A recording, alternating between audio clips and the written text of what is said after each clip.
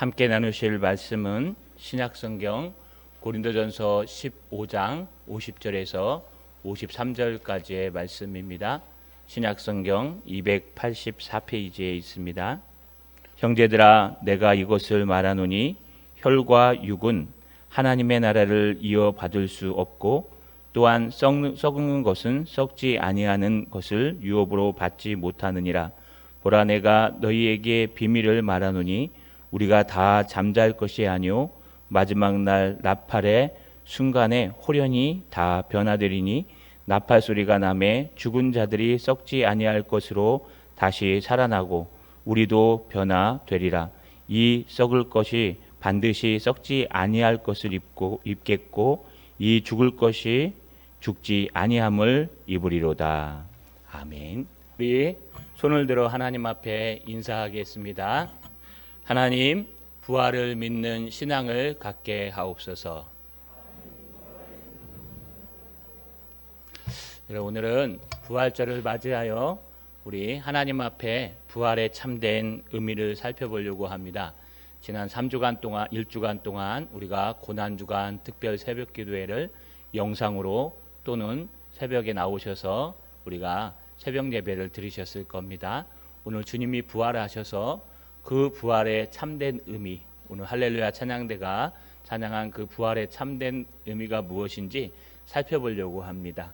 우리가 소풍을 가면은요, 초등학교 때 또 우리 어르신들은 국민학교 때 소풍을 가면은 꼭 하는 일이 있습니다. 바로 보물찾기입니다. 보물에 조그만한 종이에다가 도장을 하나, 둘, 세 개 찍거나 아니면 상중하 1등, 2등 써서요, 선생님들이 점심 먹을 때 잘 숨겨 놓습니다.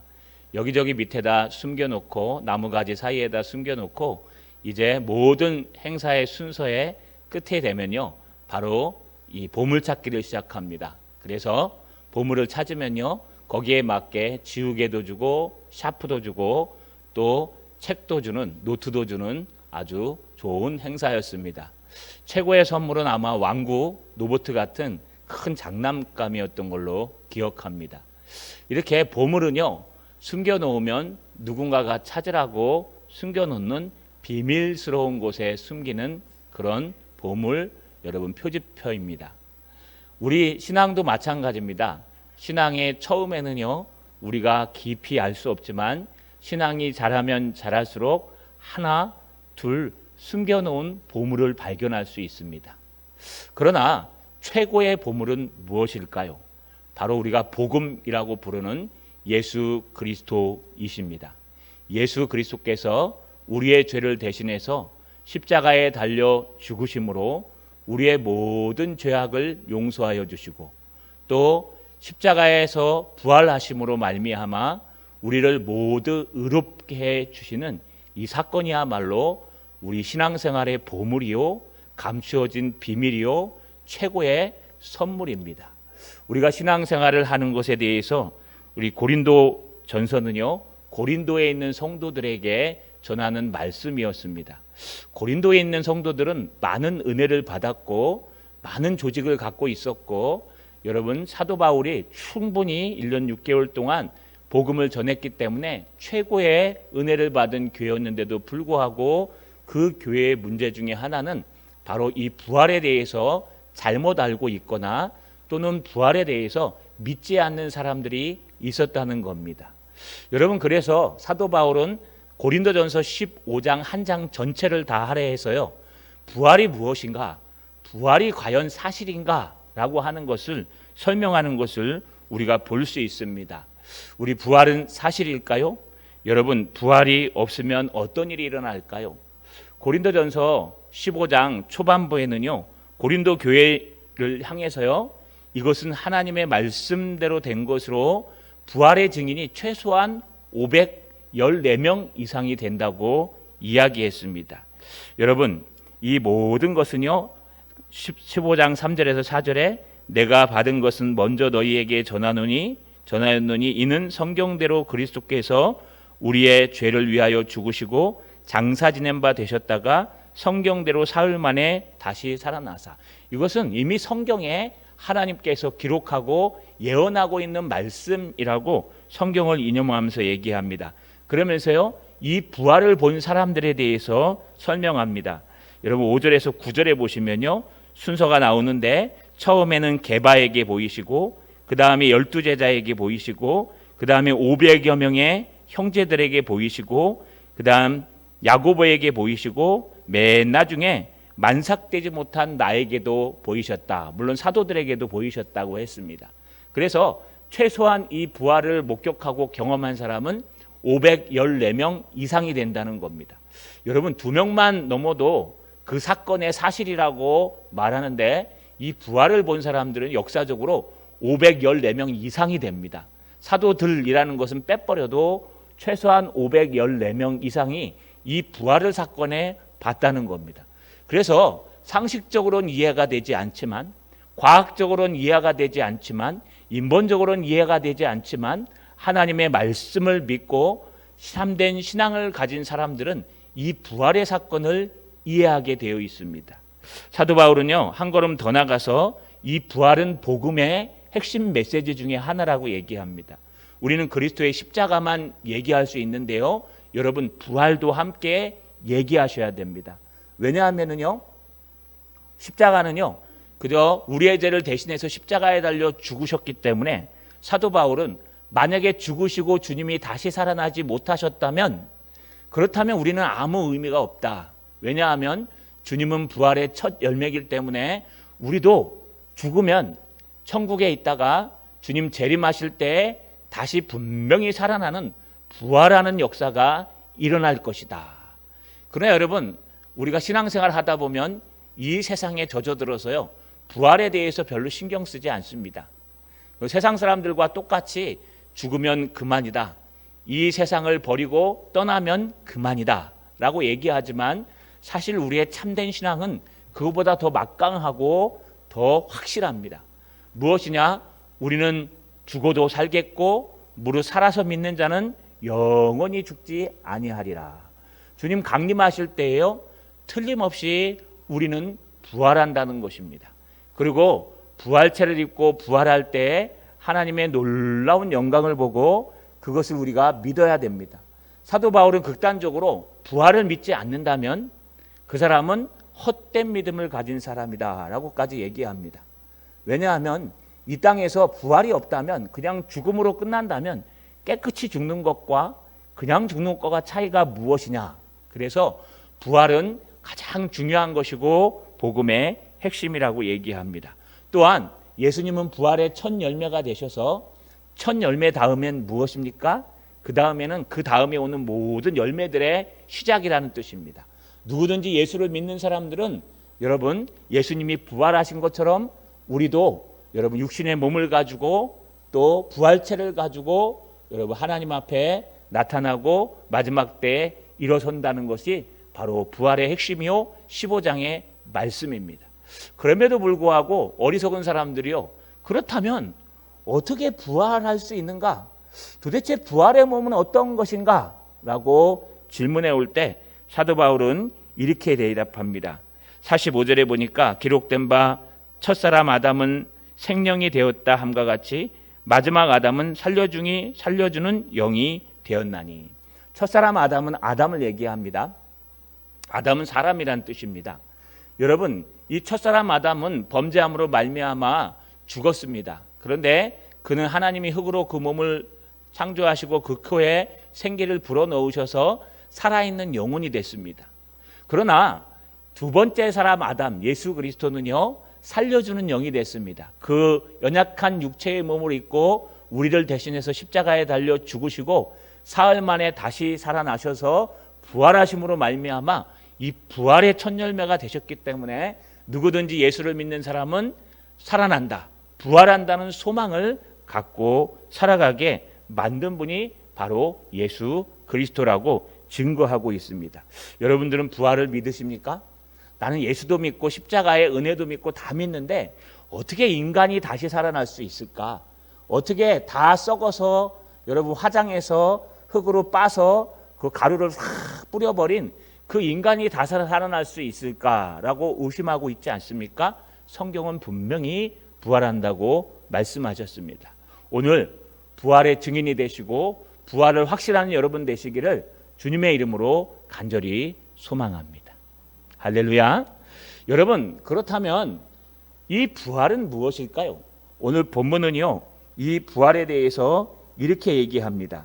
오늘 50절에 보니까 형제들아 내가 이것을 말하노니 혈과 육은 하나님의 나라를 이어받을 수 없고 또 썩는 것은 썩지 아니하는 것을 유업으로 받지 못하느니라. 사도 바울은요, 이제 글을 마무리하면서 여전히 부활에 대해서 믿지 못하는 하나님의 성도들을 향해서 이제 무슨 얘기를 합니까? 하나님의 나라에 대해서 얘기합니다. 하나님의 나라를 한자로 표현하면 천국입니다. 하늘천 나라국. 이게 헬라어로 표현하면 하나님의 나라, 영어로 번역해도 하나님의 나라입니다. 우리나라 말이 한자가 들어오다 보니까 천국 하니까요, 성경에 하나님의 나라 하면 하나님의 나라에 대해서 잘 감이 안 와요. 근데 마태복음을 읽으시면은 감이 오지요. 천국이 가까이 왔느니라. 회개하라, 천국이 가까이 왔느니라. 천국 비유에 대해서 얘기하죠. 거기 천국이 원래 하나님의 나라입니다. 그래서 마태복음은 하나님의 나라를 천국으로 번역했습니다. 다른 복음은 그렇지 않지만 그는 유대인들에게 전하는 복음이요, 성경책에 처음 나오는 것이라 아마 그렇게 번역한 것 같습니다. 여러분, 천국 하나님의 나라는요, 여러분 이 땅에 이미 와 있습니다.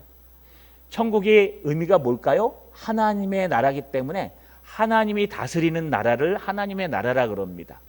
우리 대한민국 국민들이 주권이 있기 때문에 이 대한민국입니다. 근데 일제시대 때는요, 일본 사람들에게 여러분 영토도 사람도 그대로 있는데 주권을 빼앗겼기 때문에 일제시대라고 얘기하는 겁니다.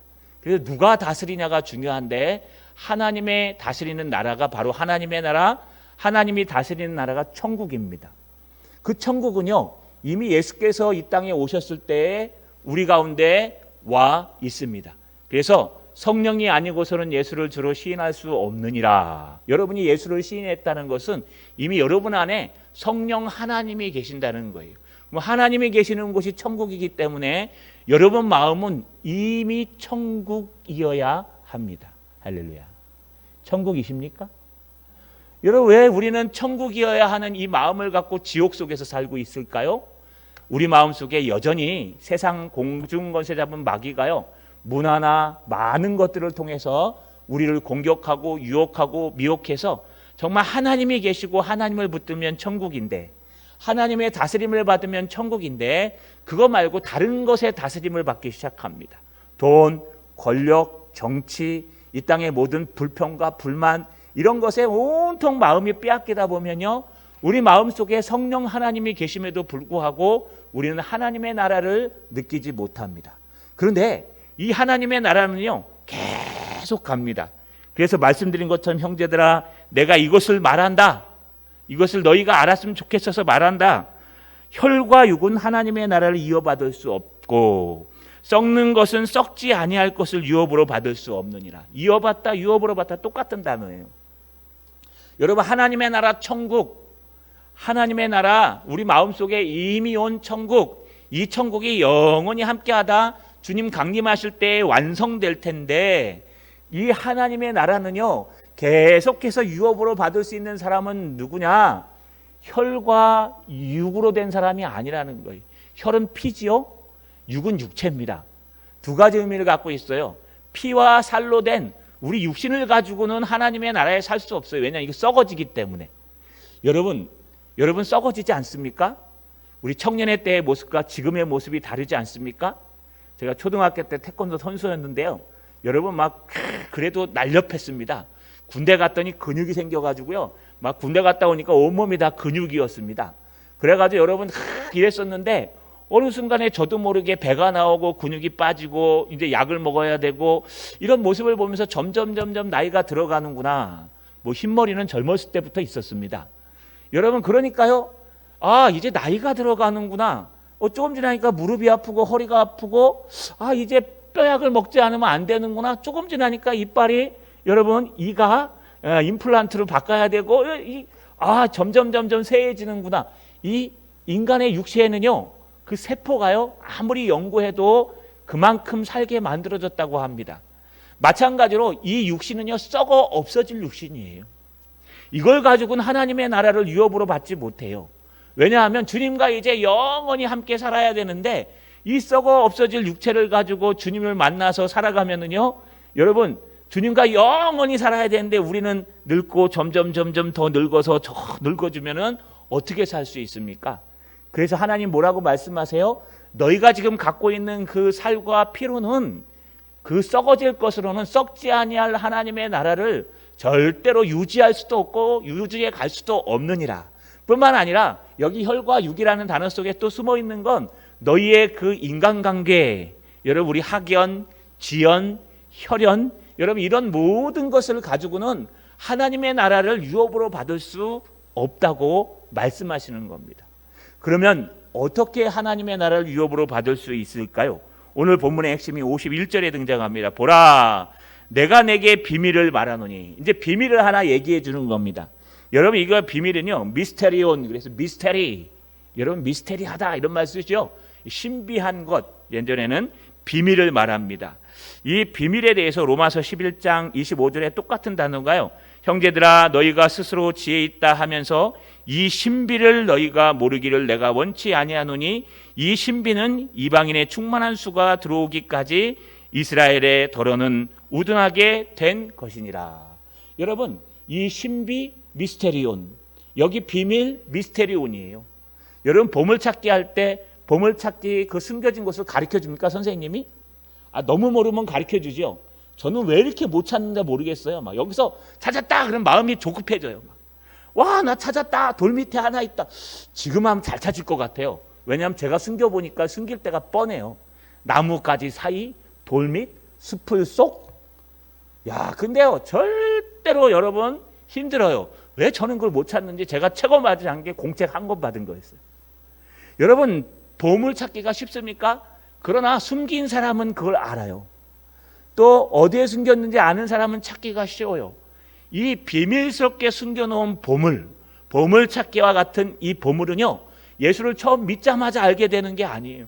시간이 지나서 주님의 복음을 알고 부활을 믿고 처음엔 그런가 보다 하고 따라가다가 이제 사도 바울이 말하는 것처럼 이런 경지에 도달하면 하나님의 복음의 비밀이 알아지는데, 여러분 내가 비밀을 너희에게 말한다 라고 하면서 51절 하반절에 우리가 다 잠살 것이 아니오 마지막에 나팔의 순간에 호련이 다 변화되니 나팔 소리가 나매 죽은 자들이 썩지 아니할 것으로 다시 살아나고 우리도 변화되리라. 할렐루야.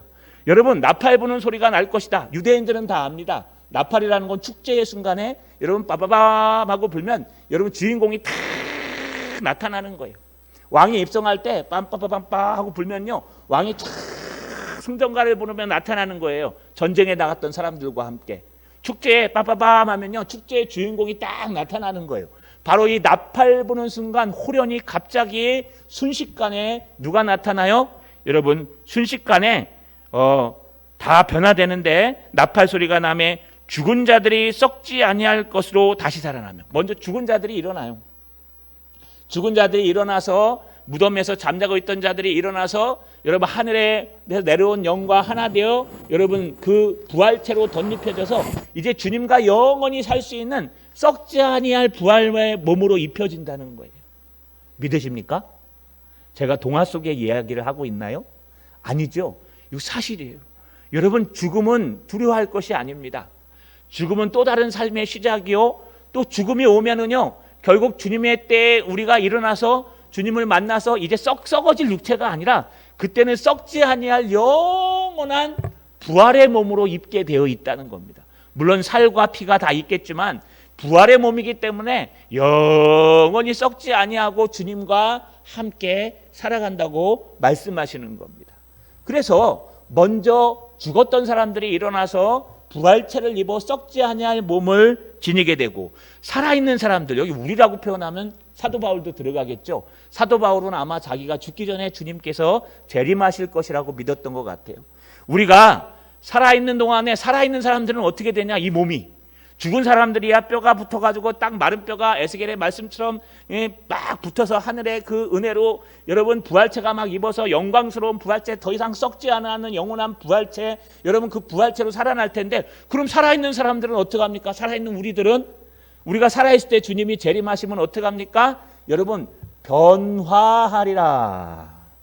여기 변화하리라는 원문의 뜻은 여러분 알라소라는 단어의 미래형입니다. 이 알라소라는 단어는 화학적 변화를 얘기해요. 다시 말하면 물리적인 변화가 아니라 화학적 변화예요. 우리 몸이요 변화되는 거예요.